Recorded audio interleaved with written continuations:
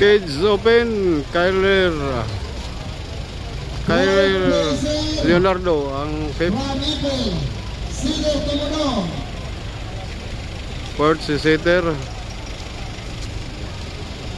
Third placer, Abdullah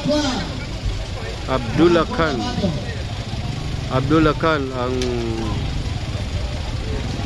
third.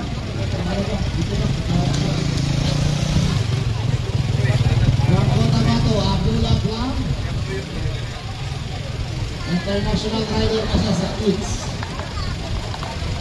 Second placer, JM Paco, ang inagaw ni Sarah.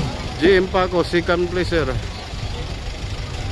And sa lampion from Honda Racing Philippines,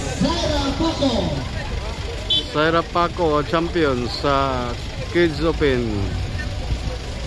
Sarah babae da.